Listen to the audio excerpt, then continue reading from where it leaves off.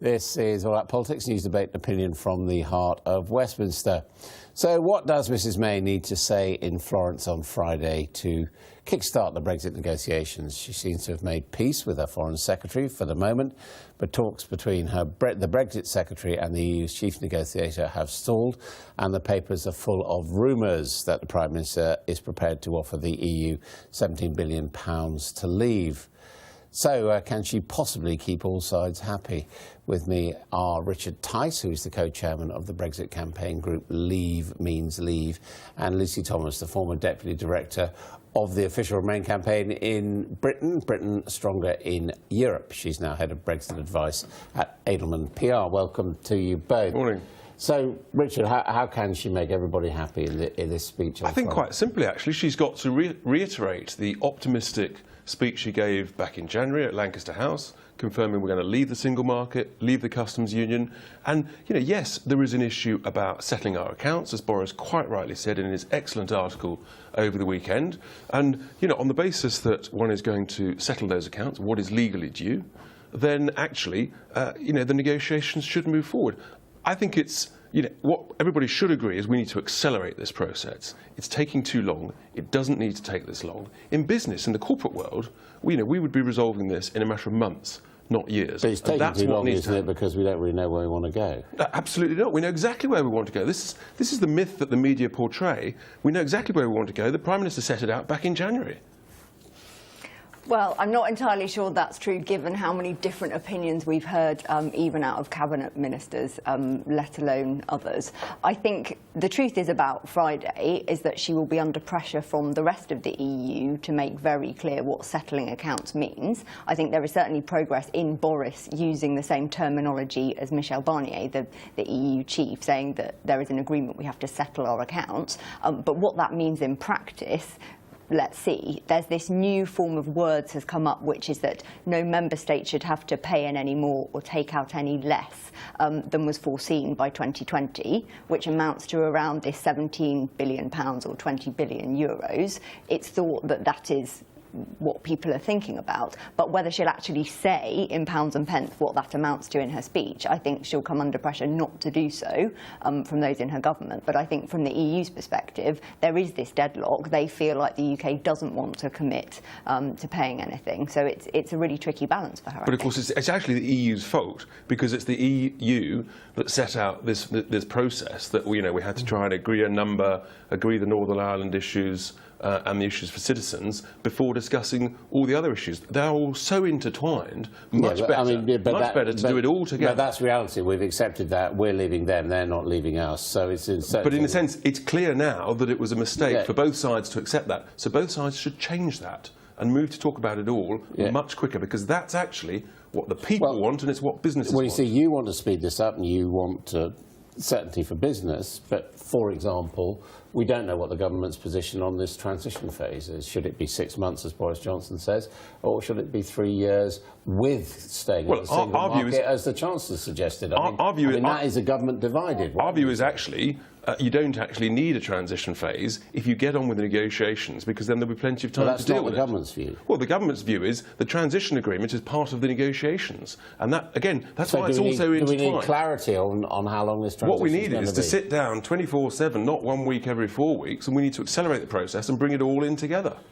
Well, I think it's astonishing that you don't want a transitional deal, given that businesses don't know what is going to happen the day after we leave the EU. Surely you have a transition where you have as much certainty as possible, as much continuity as possible on current terms, or as near to current terms as you can, and then once you have your final free trade deal agreed, then you move to that. Well, let's be clear, there's no guarantee that a trade deal will be agreed, but all the benefits of Brexit, in terms of controlling our laws, trade and borders, have nothing to do with a free trade deal, and we must, whatever happens, whatever implementation period there is, we must be free to control those things during that implementation period. Let's just talk about the diplomacy. Mrs May decided to go to Italy, to go within the European Union, to what she sees as the font of European culture, to make this speech. You said she should trumpet all the wonderful things about Brexit. the Italians and all the other EU members have said that they think this is a mistake, they regret it, and they think Britain will regret it. So it's not very diplomatic to go there and say we're all completely wrong, is it? I think it's exactly the right thing to do, because what she's saying, which is what she said back in Lancaster House, is we can still be partners and friends with our European neighbours, but also we want to be much more outward-looking to the rest of the world, where there's going to be 90% of GDP growth over the next 20 years. We know how she voted and how she stood on the campaign. So if she does that, she's going there asking them to believe that white is black. I think not at all. I think it's hugely constructive and friendly to go to somewhere like Florence and to make this pitch to the Europeans, whilst also pitching to the rest of the world, which is what she's been doing in New York. What do you think? I think it's unfortunate that it has to be at a moment of deadlock where something needs unblocking and there is suddenly this thought, oh, quick, let's go and do something in Europe because that will show that we care. Actually, what should have been happening is a lot more diplomacy behind the scenes and publicly for months and months and months. So we're now 15 months, I think, since the vote itself. And so these bridges should have been built far before now, not at a crisis point saying, please help us. And that's where we agree, because we're always saying you've got to accelerate this process. And that's exactly what about this suggestion that's come, strange enough, from both Vince Cable and Nigel Farage, that... interesting bedfellows. Yeah, that as a just a reassurance, she should say, look, on citizens' rights, on European citizens here, those already here or up to the time we leave, nothing will change. I mean, that would be a generous and positive offer. It would, and we at Leave Means Leave have been saying that since day one, that the government should make that offer. Effectively, they have made that offer. Well, they haven't made it. Well, they made it pretty close to it, and the EU just sort of dismissed it. They threw it back at us.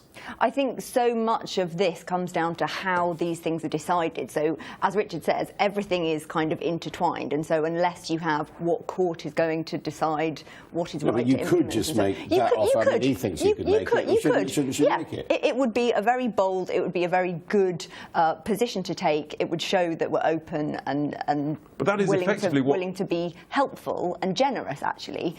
So, yeah. I agree. No, it's not. I mean, what was being proposed is people having to register and... Well, yeah, because quite rightly, from a security point of view, you need to know who's here. Yeah, but that is not saying nothing's going to change, is it? Well, no, but it is completely compatible with saying that everybody who's here is welcome to stay here. That's what. That's a different thing. No, it's not. It's exactly the same thing. But we need to know who is here.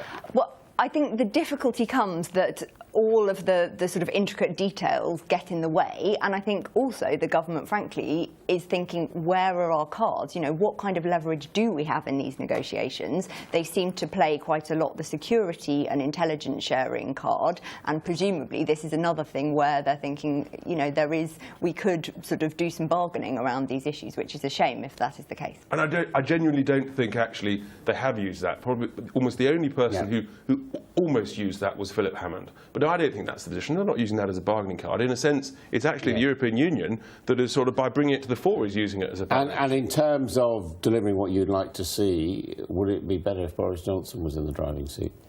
Look, Boris Johnson, quite rightly, as Foreign Secretary, is promoting the country around the rest of the world. His speech, his article, is exactly what you would expect from a Foreign Secretary. Well, would you feel more comfortable if he was in the driving seat? Look, Boris applied for the position of the driving seat. He didn't get it. Well, he backed off, actually. Well, yeah, but essentially because he knew he wouldn't get it. But yeah, he's been there, done that. He's now Foreign Secretary, and he needs to keep, promoting and giving confidence to everybody around the country ever more, in my opinion. Right, Mrs May, is she the best person there? I think, as she says, she's getting on with the job. But I think, frankly, it's difficult for anybody who is in charge of these negotiations because you have so many different views within your cabinet. So it would be a hard job for anyone. OK, thank you both very much indeed.